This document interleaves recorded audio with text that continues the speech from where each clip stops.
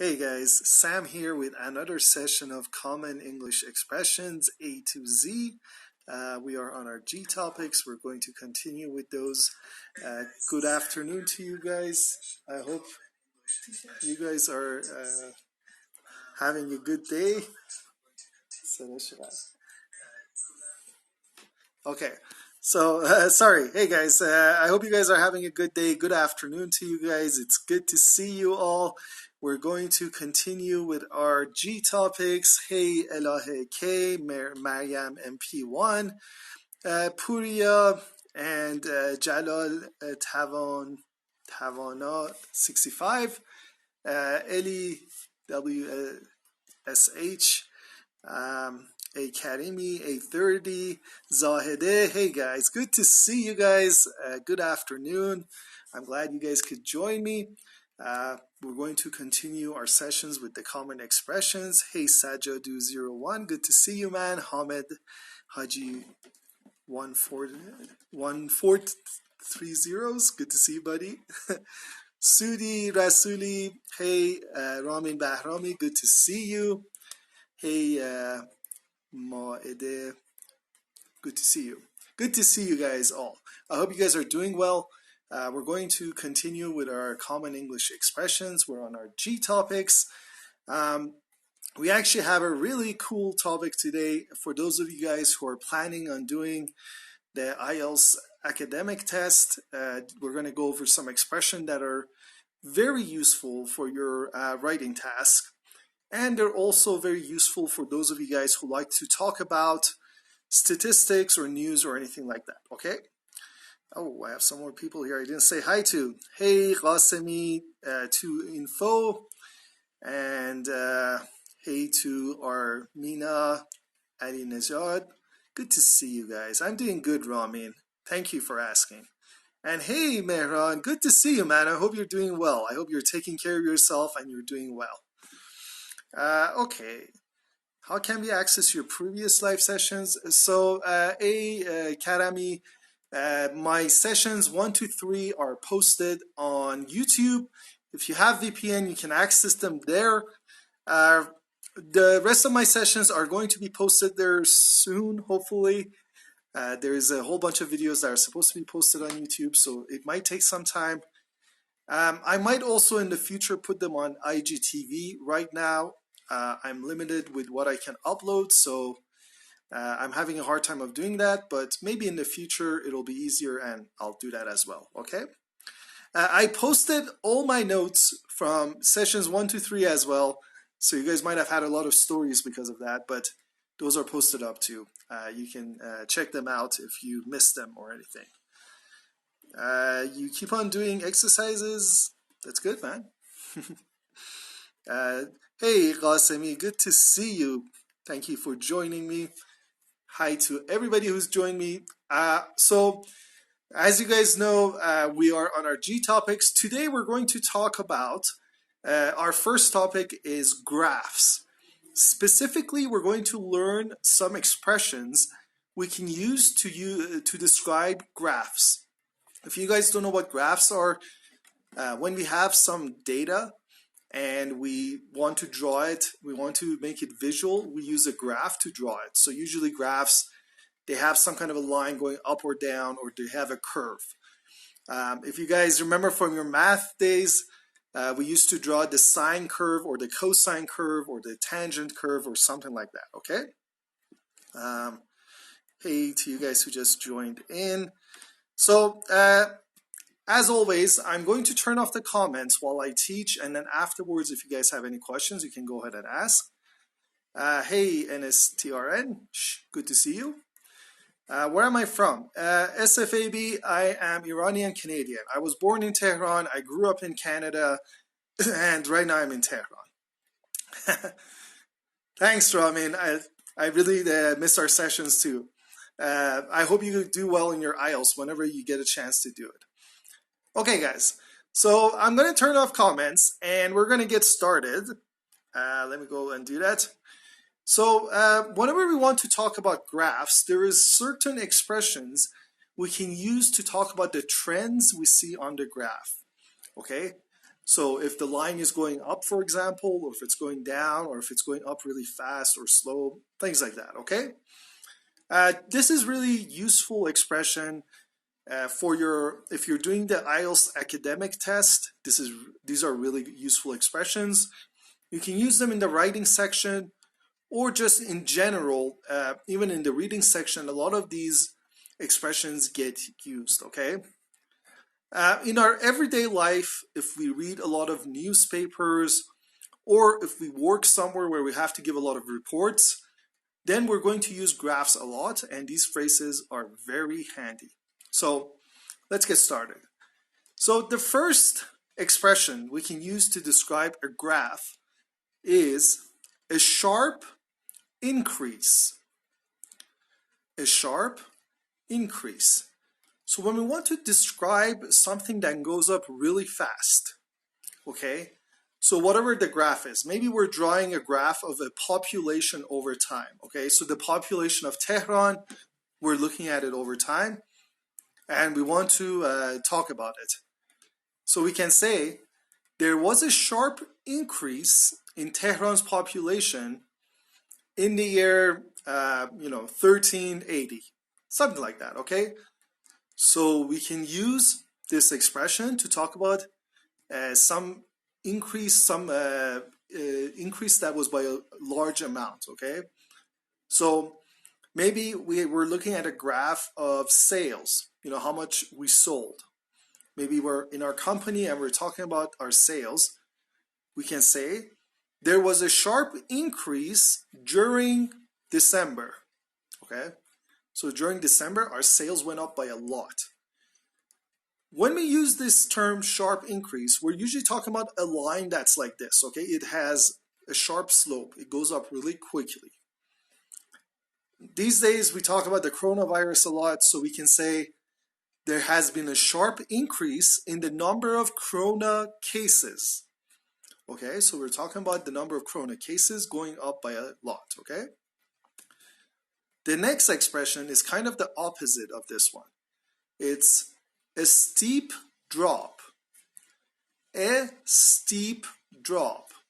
So when our graphs are going down, when they're going down fast, we can use a steep drop.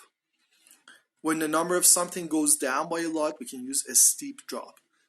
For example, if for some reason the market isn't doing well and the price of cars drops, it goes down, we say there has been a steep drop in the price of cars recently. Okay, so we can use this to talk about when something goes down by a lot. Maybe we want to talk about the population again. We can say in the year 1360, there was a steep drop in the population. Okay, so on your IELTS exam, if you're doing the academic exam, your task one of the writing, usually you have a graph or illustration you have to talk about. These expressions come in very handy to use in that part of the exam. And generally, when we want to talk about, anything that's statistics or any report, we can use this kind of information, okay? The next expression is a massive reduction. A massive reduction.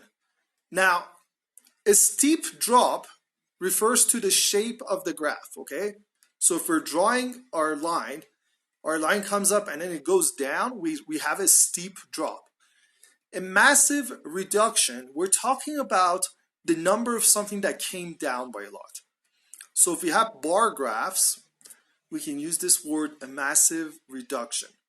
So for example, if we're talking about the production of some item, like for example, we're talking about car production. We look at the year 1395 and we had 50,000 cars produced, but in the year 1396, we only had 5,000 cars produced. So we can say there was a massive reduction of cars produced between the year 1395 and 1396, okay? We can use this anytime there is a large decrease. You know, when something was high and then it went down, we can talk about a massive reduction. For example, when we talk about global warming, we can say we can expect to see a massive reduction of CO2 gas if everybody doesn't drive. Okay, so if everybody doesn't drive, the CO2 gas will come down. Usually, we don't use massive reduction if the amount that it comes down by is small. We use it for large amounts, okay? So it has to be some major amount. Now, the next expression we use is a gradual rise. A gradual rise. So when our graph is going up slowly, okay, it's not going up like this. This was a sharp increase. It's going up slowly. We say it's a gradual rise. So maybe we're talking about the level of water behind the dam. We say there has been a gradual rise over the years behind the dam, okay? So there has been a gradual rise of 3 meters over 10 years. Over 10 years, the water has gone up by 3 meters, okay? So something that goes up slowly, we can use this expression to describe it. There has been a gradual rise in population. Okay, so the population has been growing slowly. Now, the opposite of that, when something is decreasing slowly, it's going down slowly, we say there is a slight decline. A slight decline, something that goes down a little bit. So for example, if last month we sold 10,000 units, this month we sold 9,500 units. We say there has been a slight decline in our sales. We didn't sell as much, but it wasn't, there was a small difference. Or compared to last month, there has been a slight decline in sales. Okay. Maybe we're talking about the use of, maybe we're talking about smoking. We can say there has been a slight decline in smokers, in the number of smokers. Okay, so the number of smokers has slightly come down. Now, the next expression is what we use when we want to talk about the top of the graph. Okay, so maybe our graph goes up, and then when it gets to the top, it starts coming down. What we call this top point is the peak or a peak. Okay? So a peak of a graph is when the graph comes to its highest point, and then afterwards it starts going down again. Okay? So we might use this to talk about, the coronavirus, because if you graph the coronavirus, you see that it keeps on going up, and our hope is at some point it comes down, okay? So we can say once the coronavirus reaches its peak, the number of cases is going to start decreasing, okay? So once the coronavirus gets to the peak, afterwards the number of cases is going to start coming down. So the peak of a graph or the peak of a data is the point in time where whatever we're measuring stops going up and starts coming back down. It's the highest point. It's the peak. Now, a lot of times when we're looking at graphs, it's really easy to spot the peak. And when you're writing on your IELTS exam, the peaks are very important to mention. For example, if we're talking about sales, we can say car sales peaked in the year 1390.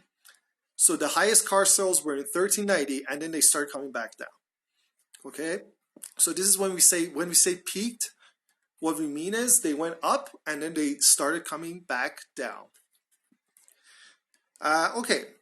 So the next expression is when we want to talk about something that is going up, but it keeps on going up more gradually and more gradually, or it's going down and it keeps on going down more gradually. When this happens, we say there is a slowdown. There is a slowdown. So when we say something is, there's a slowdown of something, it means that it is going up less quickly. It's going up less and less quickly. Okay? So, for example, there has been a slowdown of population increase, in the population increase, okay? So what that means is that every year the population goes up by a lesser amount, less and less. Or we can say something like, there has been a slowdown in the number of people who die under the age of 50. Okay, so the number of people who die under the age of 50 has been becoming less and less. So we can use slowdown anytime that the rate something is happening, it keeps on going down. The other expression is when something goes up suddenly and then comes back down, or even comes down suddenly and goes back up. We call it a spike. A spike. So when something, like our graph is a line, and as it's going suddenly, it goes up and comes back down. This is called a spike. If you look at graphs of the stock market, usually you see spikes happening. You know, for some reason, on some days, the stock market, suddenly prices go up or suddenly prices come down. We call these spikes, okay? So for example, we want to use this in a sentence. We can say there was a spike of inflation in the last year when the oil prices went up. Okay, so there was a spike in inflation last year when the oil prices went up. So what we're saying is that inflation suddenly went up because oil prices went up. Okay, and then it came back down to the normal amount.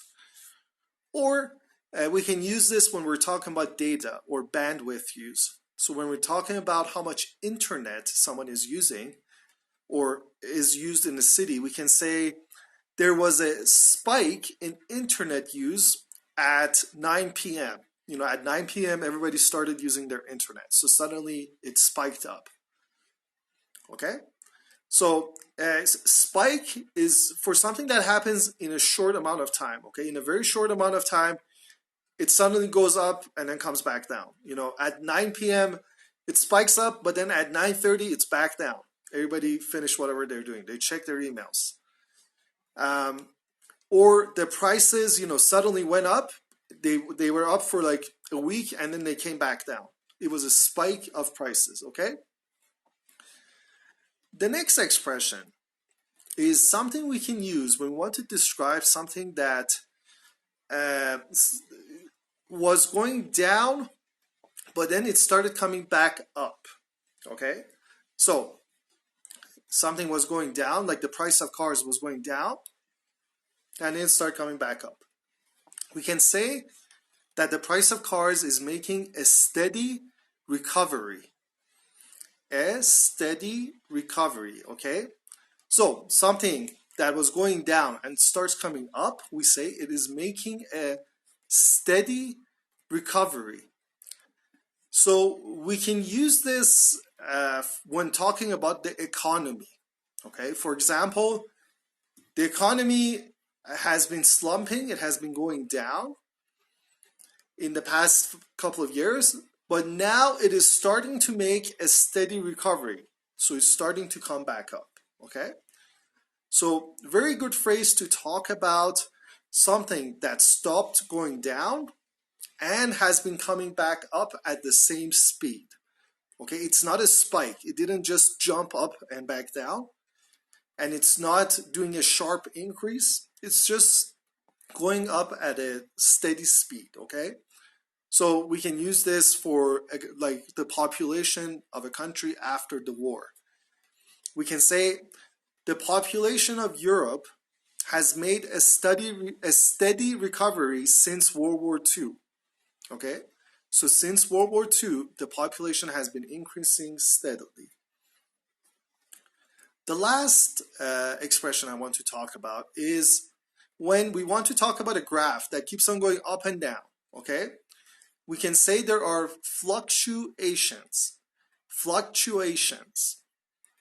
Fluctuations. So when something goes up and down a lot, we call it fluctuations. Fluctuations means it goes up and down, up and down.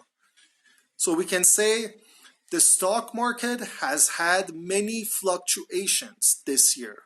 It has gone up and down a lot. Or there have been a lot of fluctuations in the population of Iran over the past century.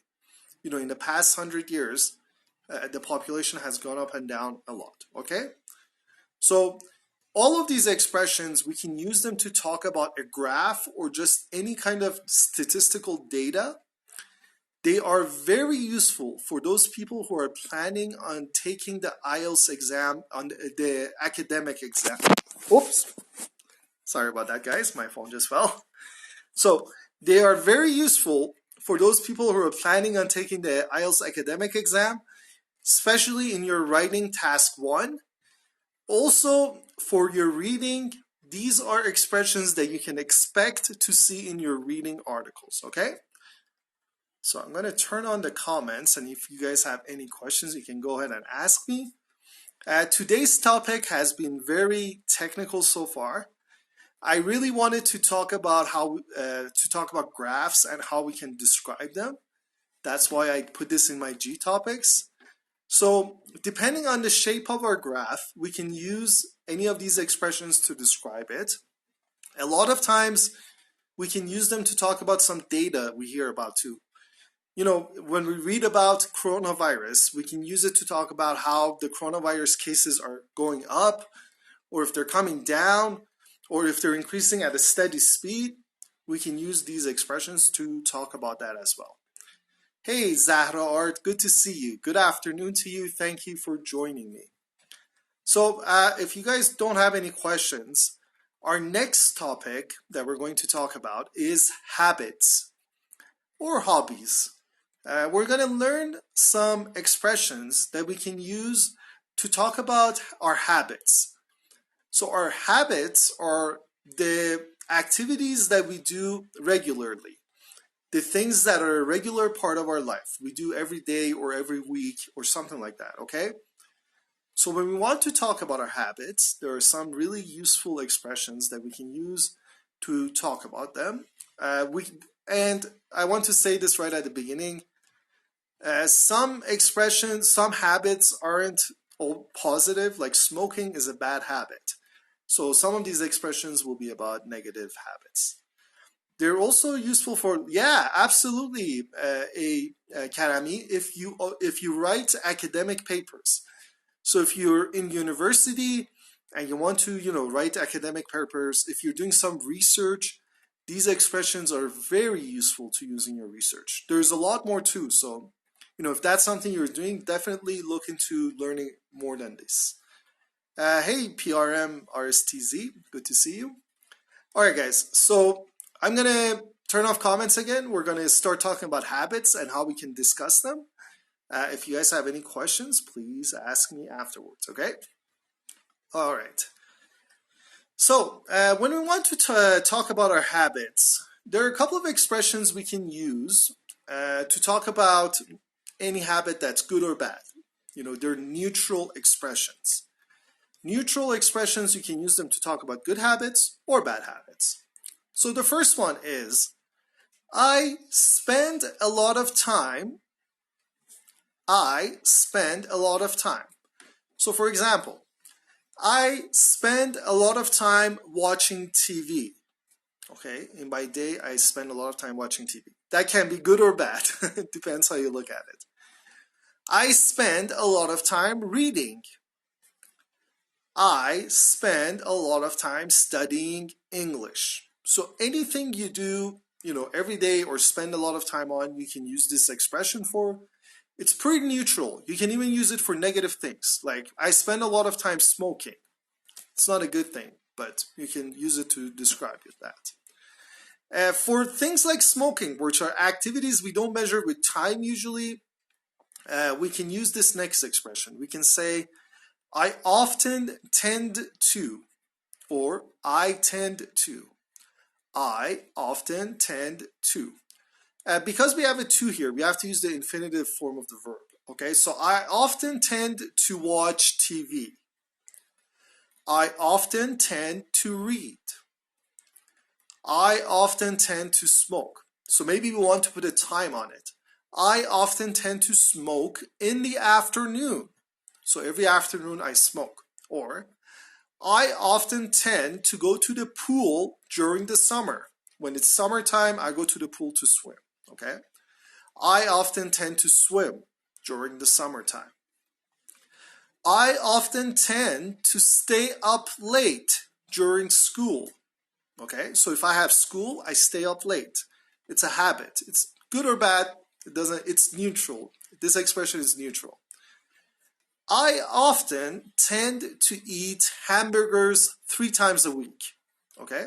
So 3 times a week, I happen to eat hamburgers. The next expression is also neutral. We can use it to talk about anything. This one is, you'll always find me. You'll always find me. So for example, you'll always find me reading a book. Okay, you'll always find me reading a book. You'll always find me smoking. You'll always find me watching TV. We can also put a time on this one too, right? So we can say, during the summertime, you'll always find me swimming at the pool. Okay? Or, during school time, you'll always find me at the library. I spend a lot of time at the library. You can even say what you do at the library. So you can say, during school time, you'll always find me studying at the library. Okay, so I spend a lot of time studying at the library. After work, you'll always find me in the kitchen cooking. After work, you'll always find me cooking. Okay, so these 3 expressions are pretty neutral expressions. We can use them for positive habits, negative habits, neutral habits. Anything we spend our time doing regularly. So every day, every week, or in regular intervals. Now, when we want to talk about something that is usually more positive, we can use this next expression. We can say, something is a big part of my life. Something is a big part of my life. Usually we use a noun or a gerund. Gerund is the ing form of a verb in this at the beginning of the sentence. So for example, reading is a big part of my life. Okay? Reading is a big part of my life. It means I read a lot. If I say it like this, reading is a big part of my life, what I'm saying is I think this is a positive thing. I think it's a good thing. Usually people don't say smoking is a big part of my life because smoking is negative. Usually people use this expression for positive things. For example, hiking is a big part of my life. So if you really like to go hiking, you can say hiking is a big part of my life. Or you can use a noun here. You can say like, TV is a big part of my life. Not watching TV, but TV is a big part of my life. Or my dog is a big part of my life. I spend a lot of time with my dog. Or your parents, a person. My husband is a big part of my life. Okay? So anything that is important in your life, you can use it about your hobbies, habits, or whatever it is that is important you spend a lot of time with, you can put it in here. The next 2 expressions are expressions we use when we want to talk about something that we do and we enjoy doing. We want to do it a lot. So we say, I always make a point of. I always make a point of. For example, I always make a point of studying 2 hours a day for the IELTS exam. Okay, it's something that I do a lot and I want to do it. I always make a point of reading before sleep. Before I go to sleep, I like to read. I always make a point of visiting my grandparents. I like to visit my grandparents regularly. The next expression is very similar to this one. We use it in the same kind of context. So whenever I get the chance, whenever I get the chance, so you say what you do. So whenever I get the chance, I like to visit my grandparents. So whenever I have a chance, I want to visit my grandparents. It's a habit of mine. I do it as much as I can. Whenever I get the chance, I like to read. Or you can just say I read. Whenever I get the chance, I read. Whenever I get the chance, I exercise. Okay? So I work out. I do some sports. These two expressions, we use them for our habits that we enjoy doing. So when we use this, it means I like exercising. That's why whenever I get the chance, I exercise. If I don't enjoy exercising, but I do it anyway, I can just say I spend a lot of time exercising. It's neutral, right? It's not saying that I like it or not. But when I say, whenever I get the chance, I exercise, it means that I like doing it. I enjoy doing it, and I try to do it as much as I can.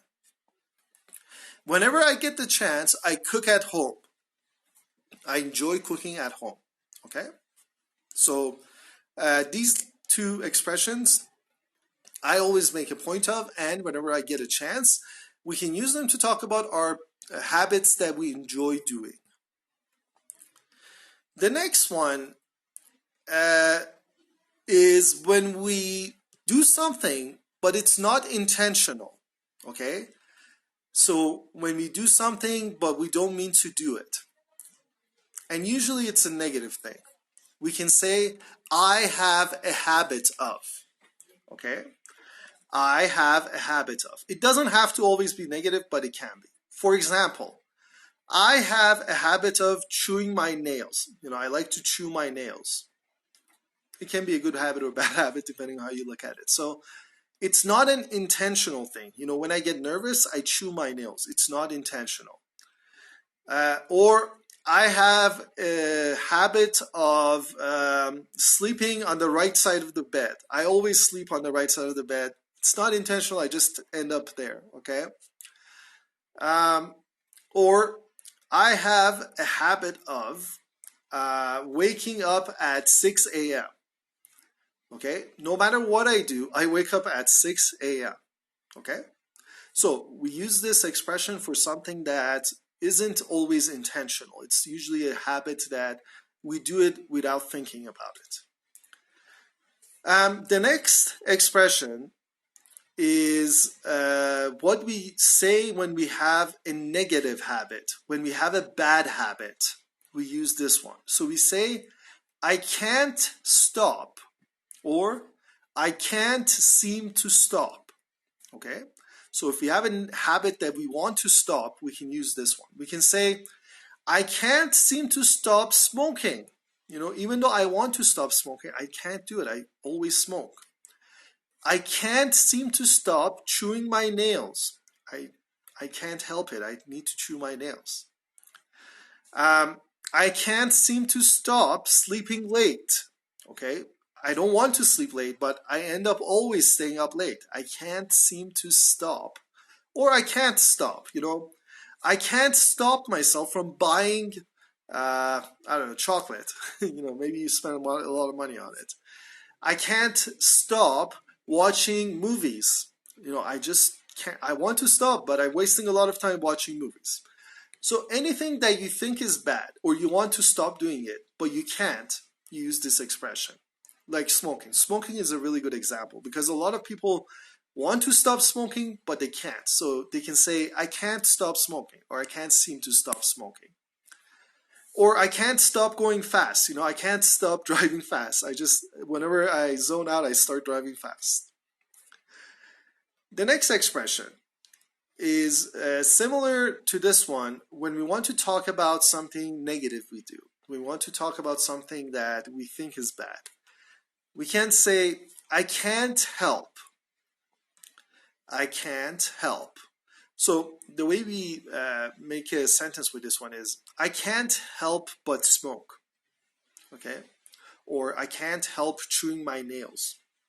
I can't help chewing my nails. It's something that is bad, but we're saying we can't help it. We have to do it. Or we're doing something annoying, at the moment. Like we're really nervous and we're just, snapping our fingers constantly. Your friend says, "Hey, can you stop that?" You say, "I can't help it, man. Whenever I'm nervous, this is what happens. I start snapping my fingers." Okay, so you can use it like that too. I can't help it.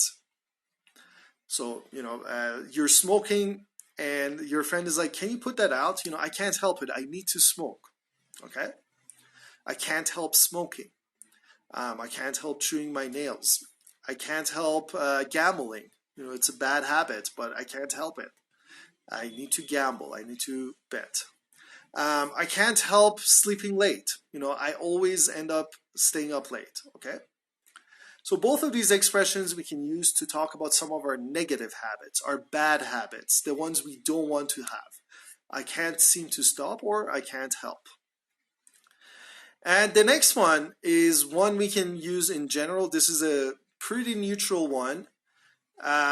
You can use it to talk about something you always, you're doing all the time. So you say, I'm always.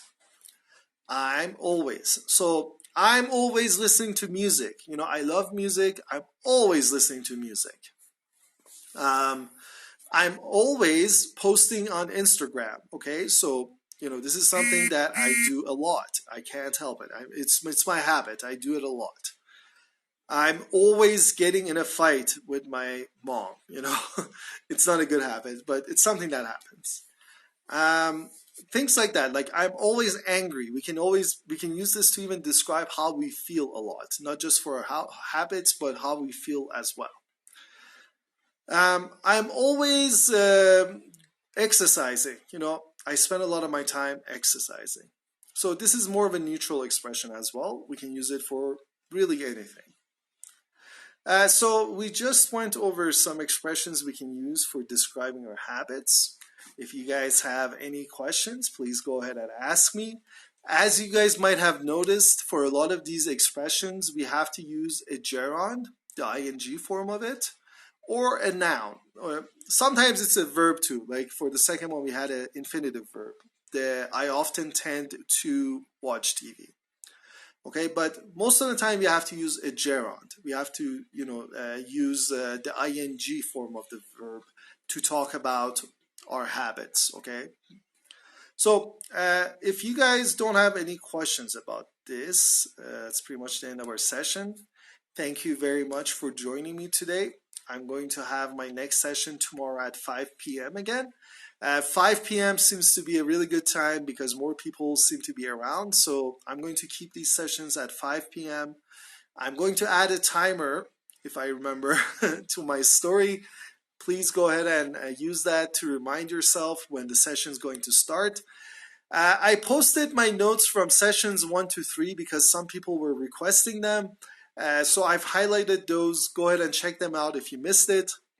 Hopefully they'll be out of my story in a little bit so it's not so busy. Whenever I get the chance, I tend to kick my bad habits. Here's the thing.